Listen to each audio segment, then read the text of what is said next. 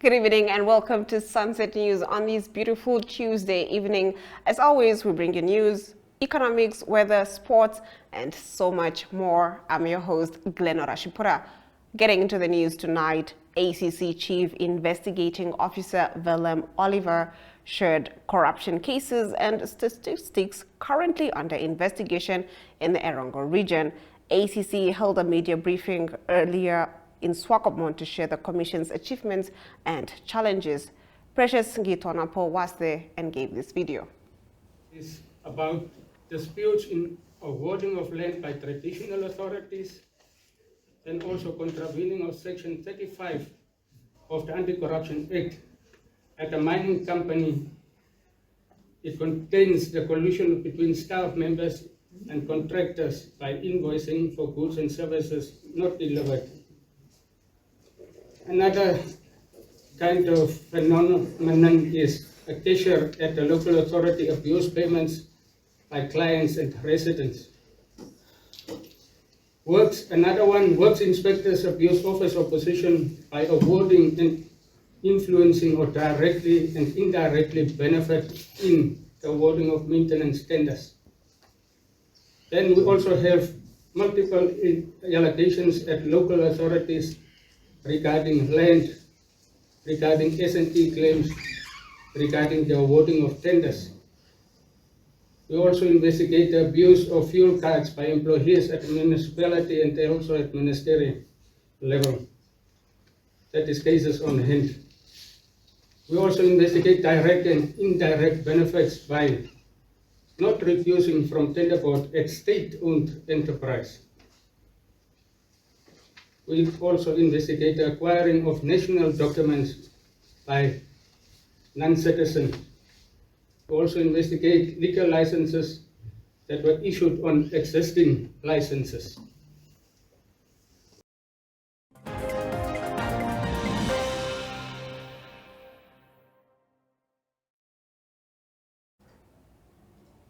Getting into our next story, more than 30 years after independence, thousands of people living in Namibia have Southwest Africa identification documents and are unable to obtain citizenship due to various legal impediments. This includes submission of a police clearance certificate from their country of origin, 10 years on a permanent residence permit, a renunciation of other citizenship before issuance of a Namibian citizenship certificate, and a conviction of an offense listed in Schedule 2 as provided in the Namibian Citizenship Act of 1990. Home Affairs and Immigration Minister Dr. Albert Kawana, during his motivation in the National Assembly on the regularization of status of certain residents of Namibia, their descendants and foreign spouses bill. Kawana said that the bill is aimed at regularizing the status of holders of Southwest Africa identification documents who are unable to acquire Namibian citizenship under the current legislative framework, their descendants and their foreign spouses. He said that the bill provides for a process for these categories of persons to acquire Namibian citizenship. The bill provides that Southwest Africa ID holders will acquire citizenship by naturalization. Their descendants who were born outside Southwest Africa will acquire Namibian citizenship by descent, while those who were in Southwest Africa will acquire Namibian citizenship by their birth. Their foreign spouses will acquire Namibian citizenship by marriage. Kawana said that despite the legal impediments which cannot be addressed in the Namibian Citizenship Act of 1990, they are cognizant of the fact that 34 years since Namibia gained independence. Getting to our next story, the Popular Democratic Movement has called for the banning of small buses such as Ivecos and Quantum from operating between 8 p.m. and 5 a.m. to ensure that drivers get sufficient rest and reduce the likelihood of fatigue-related accidents. This proposal comes in response to a tragic accident involving an Intercape bus and a minibus on Tuesday between Otavi and Oshuarongo, which claimed the lives of 2 women. In a statement issued by PDM on Tuesday, the party noted that the accident underscores a pressing issue demanding immediate action. It is long overdue that we as a country take decisive steps to prevent such tragedies from recurring. The PDM strongly urges the Line Ministry to implement stricter regulations specifically targeting buses like Iveco and Quantum, the statement read. The party proposed the implementation of driving hours regulations to improve safety. These regulations include limiting the number of hours small bus drivers can operate consecutively to ensure they are well rested and alert, enforcing mandatory rest periods for drivers with a minimum continuous rest break within 24 hours to help reduce fatigue, and strengthening the monitoring and enforcement of driving hours and rest periods through the use of digital tachographs and regular inspections to ensure compliance and enhance road safety. In Namibia, road traffic accidents are a significant issue. In 2023, the country recorded a total of 2,553 crashes, leading to 4,508 injuries and 357 fatalities. From January 1st to January the 28th, 2024 alone, there were 158 crashes, resulting in 335 injuries and 29 fatalities. These alarming statistics highlight the urgent need for effective measures to enhance road safety.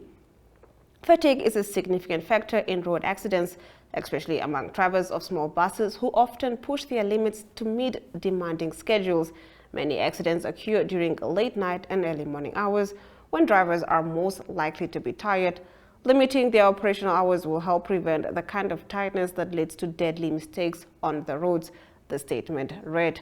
Now, the party called on the Ministry of Works and Transport, the Ministry of Safety and Security, and all relevant stakeholders to prioritize this initiative. Now, getting into our next story, a robber who claimed to have been robbed after allegedly robbing and attempting to rape a 38-year-old woman on Saturday was denied bail in the Ondangwa Magistrate Court. Tapopi Abner Angular appeared before Magistrate Nelau Yafrans, who postponed the case to January the 27th, 2025 for further investigation. State Prosecutor Wisdom Dakonja opposed bail, arguing that it was not in the interest of the administration of justice or public interest to release the accused on bail. Yafrans informed the accused that while the state is objecting to the bail at this stage, he still has the right to apply for a formal bail application. Under a formal bail application, you are the applicant, therefore you have to inform the court of the reasons you need bail to be granted. You also have the opportunity to call witnesses to testify on your behalf. However, keep in mind that the witnesses will be subject to cross-examination by the respondent, and the court will also put questions to gain clarity, she said. The victim was attacked on Saturday at around 10:30 p.m. while walking from Onupoto to Onatsi location in Ondangwa. She allegedly survived the attempted rape by squeezing the testicles of her attacker and managed to flee. Despite escaping the rape attempt, she was robbed of her wig, money, and cell phone by her attacker. After arriving home, the woman informed her housemates about the incident, and they returned to the scene of the attacker. The attacker was found not far from the scene and was apprehended. However, in a twist, the attacker claimed he did not have the stolen items because he was also robbed by an unknown individual soon after attacking the woman. That concludes our top stories. On the other side of the break, we take a look at our story of the day. Connection. It's in the human touch, the feeling of belonging. It inspires us and empowers us, creates clarity from complexity. It starts new conversations, unlocks the power of advice, and makes an impact on your life. At Alex Forbes, we pioneer insight to provide you with advice that connects your decisions of today to your impact tomorrow.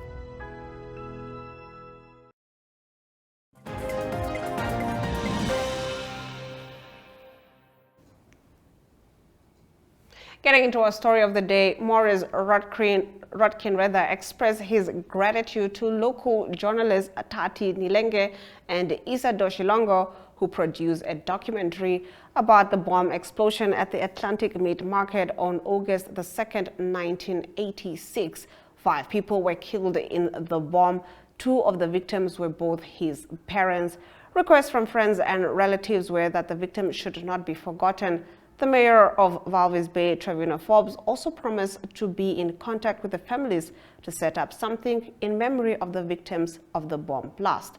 Leandria Mowesh was there and gave this report. Dat zoiets ongemaakt was. Niet net voor ons familie, Rotten en de Koe-familie nie, maar voor al die ander wat hulle lewens verloor het, vir hulle families, hulle kinders, ouers. Ek wil net vir jou sê baie dankie.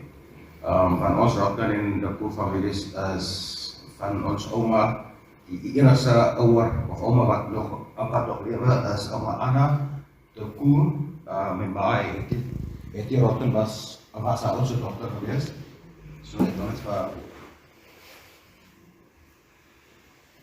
dus oma Anna de Koe en sy het ons dochter verloor, 2 Augustus 1986. So sy is die enigste oma wat toch in die tijd nog lewe nog, 88 en nog baie sterk. Ons is regtig baie dankbaar aan jou en meneer Trevina, ons gaat op jou offer, nee. Ons wag vir jou. Nee, so dat is samen door die meeting is op het einde van de dag. Baie dankie julle. Ja, het was dag weer voor my 3de verjaarsdag. Ek verneem maar dat seker Facebook op om my verjaarsdag te vier. Maar gelukkig van 1986 tot die jaar 2024 was genoeg oma's en opa's geweest. Ek met jou broers, daar was genoeg ouers geweest, daar was genoeg families geweest om ons allemaal te ondersteunen.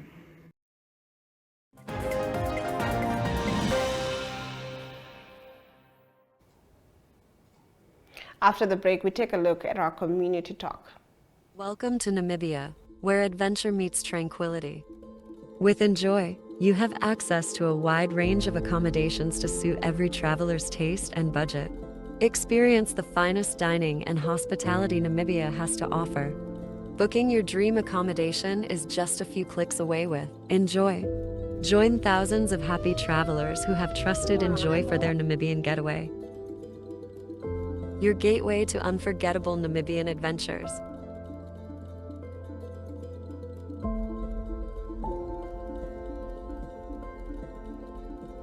Visit us today at enjoy.my.na.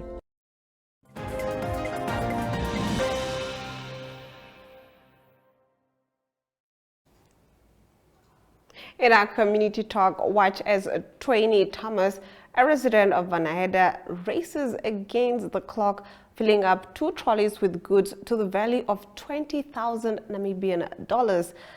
With the all you want chance, you can spend 250 Namibian dollars or more at any of the Woermann Brock and use your smart buy card, and you could be the next lucky winner. Let's take a look at how that went. Hi, my name is Tony Thomas, and I am the lucky winner of the double bag trolley, value 20,000. How did I come across it? I mean, I just come in the shops, I see those posters. I always carry my card, my Woermann card, and that take me to where I am now, to hear this winning competition. I am winning, and I'm winning. As long as you have your smart buy card, you are automatically, because I was just an alternate in the draw. As long as you spend the 250 up, because Woermann Block is one of the grocery shops that I use, if not daily, weekly, monthly. Yes. As I was saying, I'm based in Vanaheda. I'm resident here, so this is the grocery shop where I can walk to, or if I have to come here, I can walk here, so it's more convenient for me. So I shop my grocery now and then. Yeah. Okay, and for today, what do they expect you to do today? What is the plan for today? Oh, the marathon. So I was given the opportunity to fill up my 2 trolley, value 20,000. So I'm looking forward for that moment. Final question, please tell us, what are you planning on putting in that trolley today? Yeah, I'm gonna see what is there, but definitely I'm gonna target that costly grocery. Yes, let me say the dry products, I would, yeah, we will see after that. Okay. Final message to the Woodman Rock team before we let you go. I can say, guys, keep supporting Woman Rock. It gives back to the community. I'm saying it as evidence. So you guys keep doing it. Don't forget your card at home. I mean, if you come and buy and then you realize, oh, it's not in my wallet, quickly run back home and then come with it. So it will give back to you one day, like myself.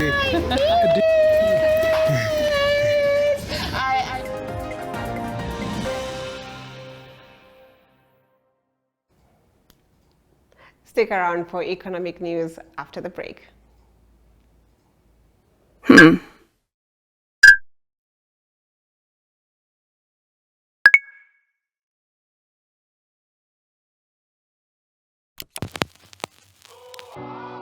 eTicket, your online ticket solution for events and event marketing, bringing you ease of mind and making sure that your event gets out there.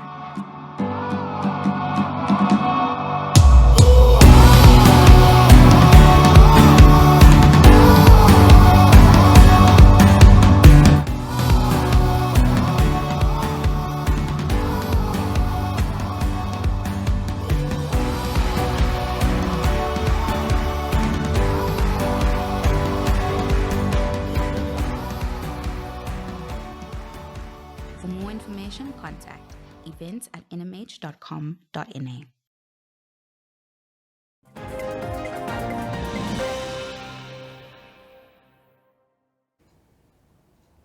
Getting into our economic news, Namibia's green industrialization strategy will require a total investment of over $980 billion Namibian dollars, the latest report shows.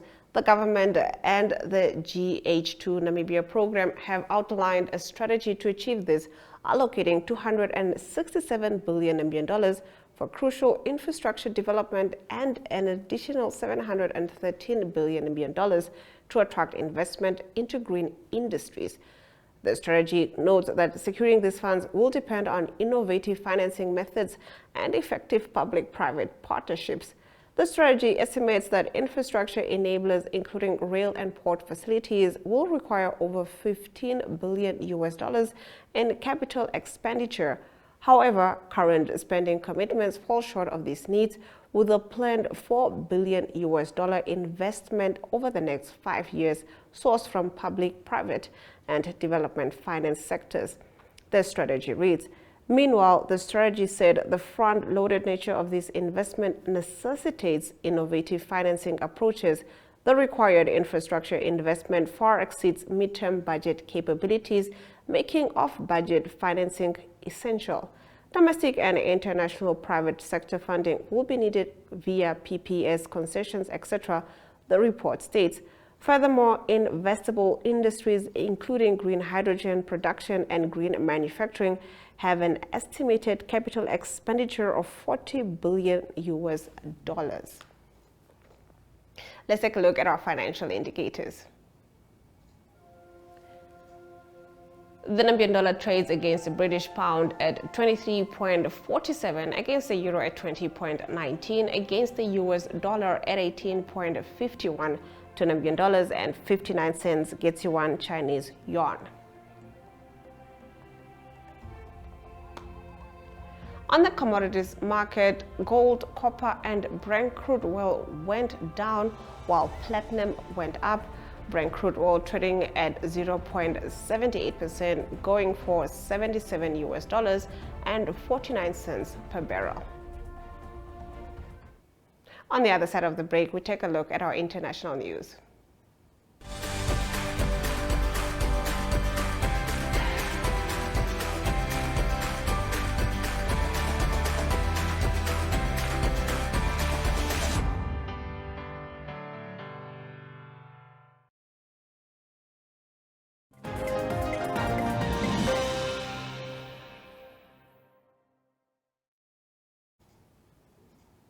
In our international news, Kamala Harris will unveil her vice presidential running mate late Tuesday evening, her first major decision as the Democratic Party's presidential candidate and another step in her quest to win the White House in November. Harris, the first woman and first Black and South Asian person to serve as vice president, has narrowed her list of candidates to Pennsylvania Governor Josh Shapiro and Minnesota Governor Tim Walz, sources told Reuters on Monday, after considering a field of finalists made up of white men with a record of winning over rural, white, or independent voters. A campaign official said no calls were being made about a choice on Monday night, suggesting Harris had not told her potential running mates who would get the job. Harris became the Democratic Party's standard bearer after President Joe Biden ended his re-election campaign last month. Since then, she has raised hundreds of millions of dollars and recast the race against Republican Donald Trump with a boost of energy from her party's base. Although she had gathered enough delegates to be her party's nominee, the Democratic National Committee said late on Monday that she had officially secured the nomination. Harris is expected to appear with her running mate at an event in Philadelphia later on Tuesday evening. Her selection will demonstrate her thinking about her best pathway to winning the presidency and show who she believes would serve as an effective governing partner should she prevail against Donald Trump. We now take a look at the weather predictions.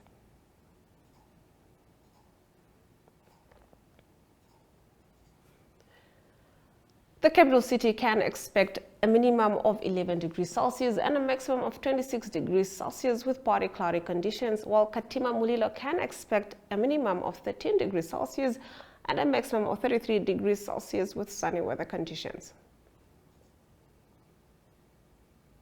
Rehoboth can expect partly cloudy conditions with a minimum of 12 degrees Celsius and a maximum of 28 degrees Celsius, while Hendy's Bay can expect sunny weather conditions with a minimum of 10 degrees Celsius and a maximum of 17 degrees Celsius. On the other side of the break, Ari Hohat will be bringing us the world of sports.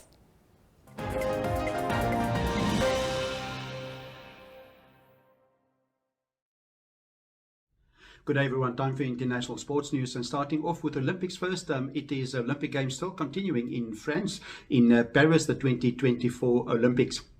News from the soccer field, and that was two exciting semi-finals that was played. It was first the host, France. They through to the final.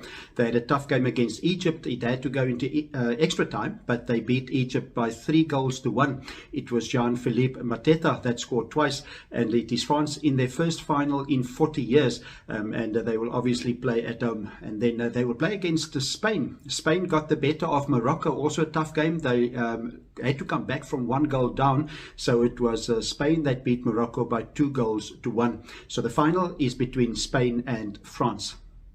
On to the athletics track, an exciting athletics that was. It was first the 800 meter for women. Great performance by Keely Hutchinson. She's from Great Britain, and she won her first gold ever in the 800 meters. She had a few silver medals before, and in second place it was Tsege Dugama. She's from Ethiopia. She got the silver medal in that race.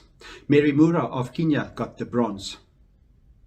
On to pole vault, and it was an excellent performance by the world record holder, that is Armand Duplantis. He's from Sweden. He's born in the USA, now jumping for Sweden, and he bettered his own world record as well in winning gold in the pole vault. 6.25 is his height, and he's the second athlete to successfully defend his pole vault title, also winning in Tokyo. Continuing with discus final, and that was the women's discus final. It was Marilee Ullman of the United States of America, great distance of 69.59 in the women's discus. That was good enough for a gold for her. Second position, Ben Fing of China, and third it was Sandra Alkasovic. She is from Croatia. On to gymnastics, and it was Simone Biles of the United States. She's the story of the gymnastics. She was in action again, trying to get an 8th gold medal, but it was not to be. It was a silver for her this time. That was on the floor discipline, and the winner was a Brazilian. That was Rebecca Andrade. She won the gold in the floor discipline. Simone Biles second, and then Jordan Charles was in the silver, was in the third position. That was for bronze. And looking at cricket now, that is not part of the Olympic Games. It is leading up to the SA20, that is the 20-over international season that will start in early January in South Africa. It is the Paarl Royals that confirmed that Josh Butler will not play for them this season, or for the new season, because of commitments for England. It was also announced that Joe Root, that also play for England, will indeed play for the Paarl Royals in the 2025 season. The first game start on the 9th of January. And also to close off international sports news, it is West Ham in the international or the English Premier League that confirmed that they've signed German striker Nicolas Füllkrug, and he came over from Borussia Dortmund, and it is West Ham that will play their first game of the new season against Aston Villa Saturday the 17th of August. That's international sports news for today. Hope you have a great sport day. We talk international sport again tomorrow. Goodbye.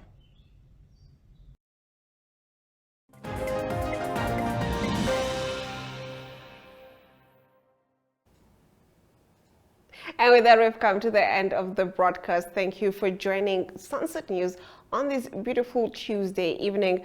Do remember that you can catch Sunset News same time, same place, Monday to Thursdays. I am Glenora Shipura. Don't end your day without us.